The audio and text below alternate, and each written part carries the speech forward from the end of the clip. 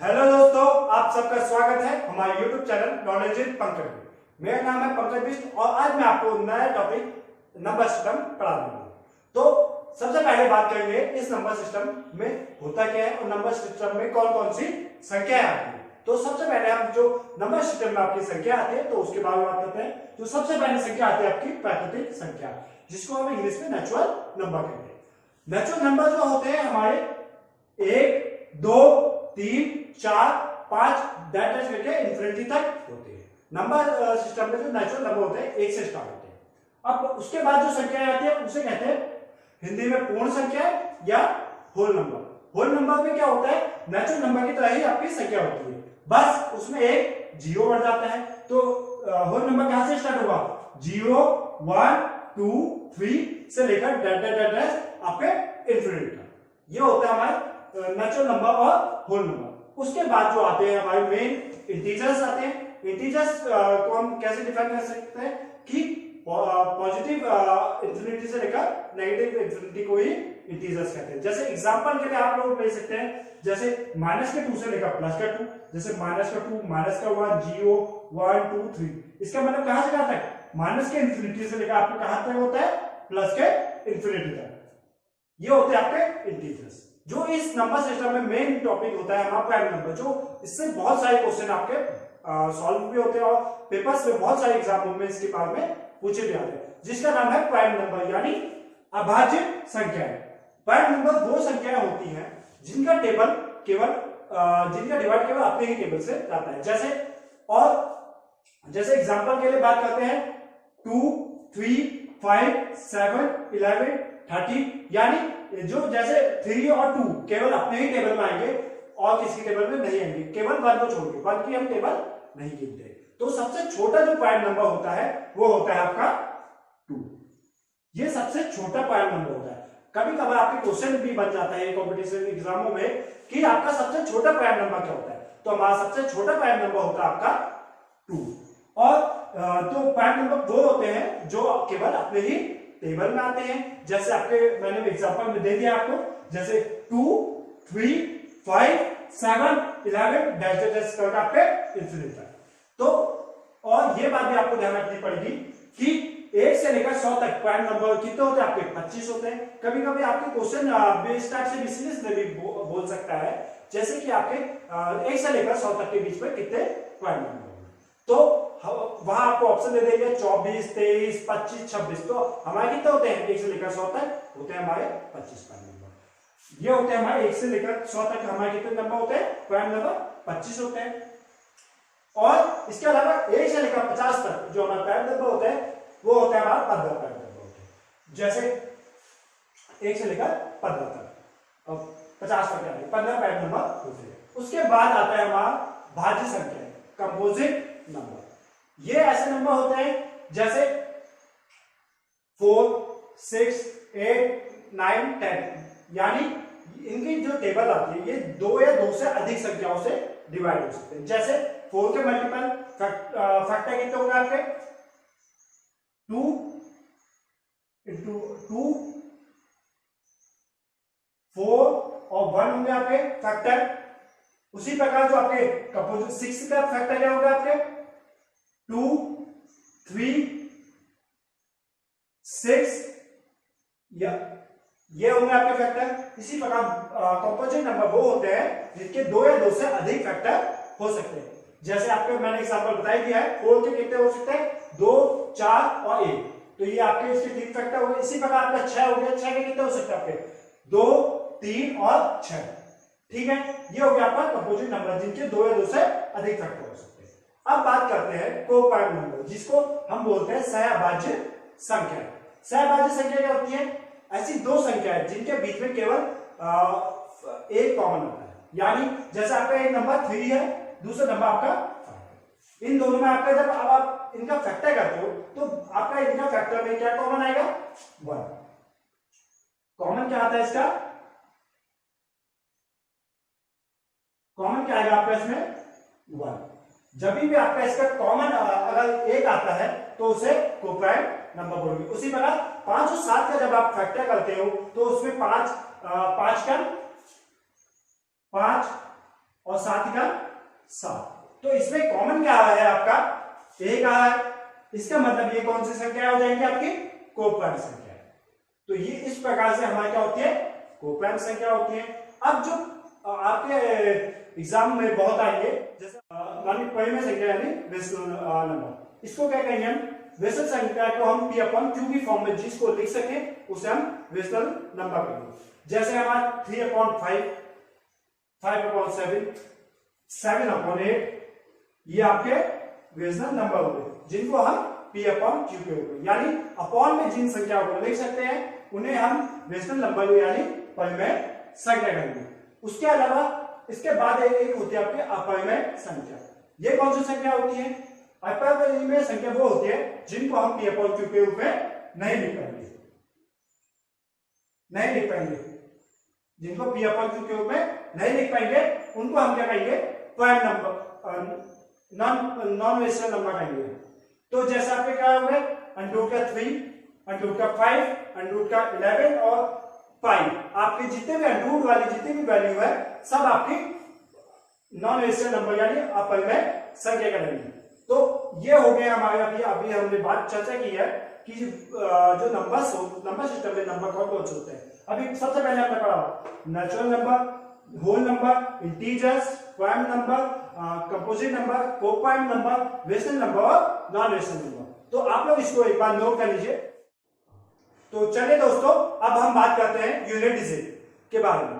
तो unit digit हमारा क्या होता है, उसे हिंदी में हम इकाई का अंक बोलते हैं। जैसे कि आपके कोई नंबर है, जैसे आपका 38 है, 38 का यूनिट डिजिट या इकाई का अंक क्या होगा आपका 8, यानी सबसे लास्ट वाला जो नंबर होता है उसको हम इकाई का अंक या यूनिट डिजिट कहते हैं। इसको एक और एग्जांपल से देते हैं, जैसे आपका 7979, ये आपका कोई नंबर है, इसका यूनिट डिजिट क्या होगा आपका सबसे लास्ट वाला आपका नंबर ही आपका यूनिट डिजिट होगा। तो अब इसके आधार पे आपके क्वेश्चंस बनते हैं, तो उन क्वेश्चन को हम पहले सबसे पहले देखते हैं। जैसा कि आपका एक क्वेश्चन है, ये पेपर में आया हुआ क्वेश्चन मैं आपको करा रहा हूं। जैसे आपका कोई क्वेश्चन है 576 मल्टीप्लाई 387 मल्टीप्लाई 272, हमने इस सब को सॉल्व करके आपको क्या बताना है, इकाई का अंक यानी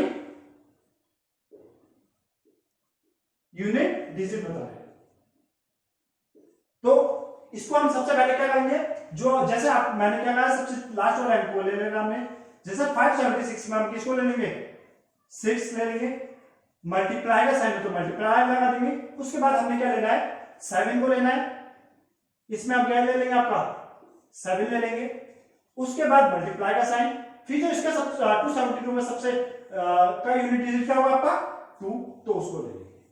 तो उसके बाद क्या करेंगे हम 6 और 7 के मल्टीप्लाई करेंगे तो कितना आएगा आपका 42, आपको कितना आएगा 42। 42 का हमने केवल क्या लेना है, हमने 2 लेना है। तो इसमें आपको बता देते हैं 42 का हमने केवल क्या लेना है, 2 लेना है, और ये 2 को फिर से आपको उतार देंगे। तो आप 2 और 2 के आपके मल्टीप्लाई करेंगे तो आपको कितना आएगा आपको 4। तो यही आपका यूनिट डिजिट होगा। जैसे सबसे पहले हमने क्या किया था, इस नंबर का हमने सबसे लास्ट वाला नंबर जैसे आपको 6 लिया, उसके बाद हमने 8 इसका हमने 7 लिया, इसका हमने 2 लिया, तीनों को मल्टीप्लाई किया। तो जब हमने पहले दो नंबर का मल्टीप्लाई किया आपका कितना आया था 42 आया। 42 का हमने केवल लास्ट वाला नंबर यानी 2 लेना है, तो हमने 2 लिया, और जो ये लास्ट वाला नंबर बचा था उसके साथ इसका मल्टीप्लाई किया। तो 2 और 2 की मल्टीप्लाई किया तो आपका 4 आया। तो यही आपका यूनिट डिजिट हुआ। इसको हम एक और एग्जांपल से समझते हैं। जैसा आपका कोई एग्जांपल ले लिया हमने,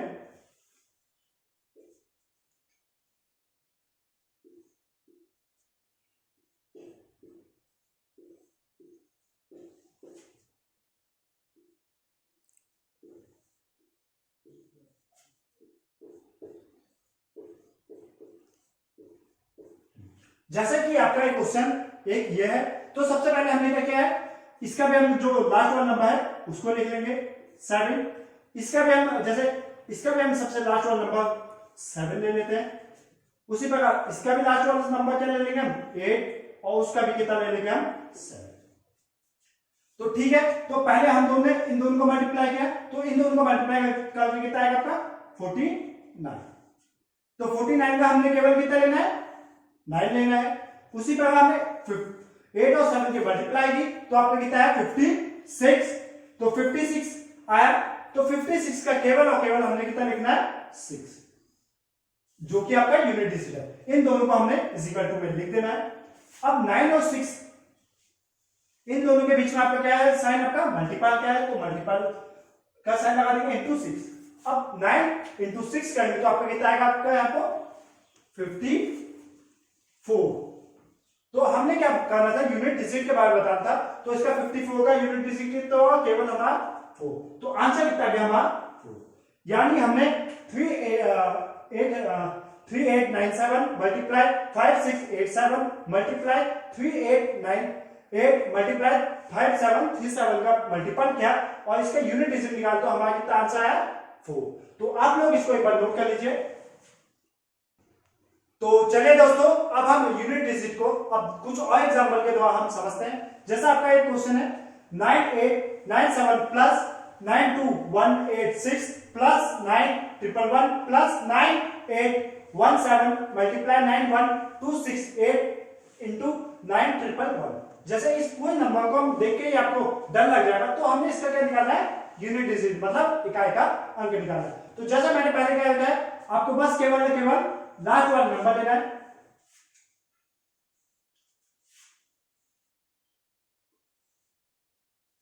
ठीक है, तो सबसे पहले हमने इसका कितना लेंगे 7 लिया plus 6 plus 1 plus 7 into 8 into 1। तो सबसे पहले हमें इधर वाले को सॉल्व कर लेते हैं। इधर वाले को सॉल्व करके कितना है आपका 7 8 जा 56, यानी आपका यूनिट डिजिट कितना है आपको 56 आया है। तो 56 का केवल और केवल कितना लेना है हमें 6 लेना है। तो 7 प्लस 6 प्लस 1 प्लस 6 आ जाएगा। तो इन सबको प्लस करके कितना आएगा आपका 7 और 6 30, 14 और 6 20 आ जाएगा। तो 20 का हमने केवल और केवल कितना लेना है लास्ट वाला नंबर यानी 0। तो इसका यूनिट डिजिट कितना हो जाएगा आपका 0। अब बात करते हैं, ये अगला क्वेश्चन है। जैसे इस सब पूरे नंबर को हमने मल्टीपल करके इसका हमने क्या बताना है यूनिट डिजिट बताना है। तो इसके लिए एक आपकी ट्रिक भी है। यदि आपके लास्ट में, यदि आप सबके लास्ट में अगर ऑड नंबर आता है, केवल और केवल जब आपके लास्ट में एक आपकी एक ट्रिक है, क्या है ट्रिक कि जब लास्ट में आपके यूनिट डिजिट में कितना नंबर आएगा केवल ऑड नंबर आएगा। यूनिट में कितना आएगा आपका हमेशा ऑड नंबर आएगा केवल। यहां पे देखिए जैसे आपका इस पूरे में यूनिट डिजिट में केवल ऑड नंबर है, तो इसका आंसर डायरेक्ट आपको लिख देना है कितना होगा इसके यूनिट डिजिट 5। तो कभी भी आपके लास्ट में अगर लास्ट वाला नंबर का यूनिट डिजिट कभी भी ऑड में आता है तो उसका आंसर कितना हो जाएगा आपका 5। तो आप लोग इसको एक बार नोट कर लीजिए। तो चलिए दोस्तों, अब हम इसको एक और एग्जांपल के तरीके से समझेंगे।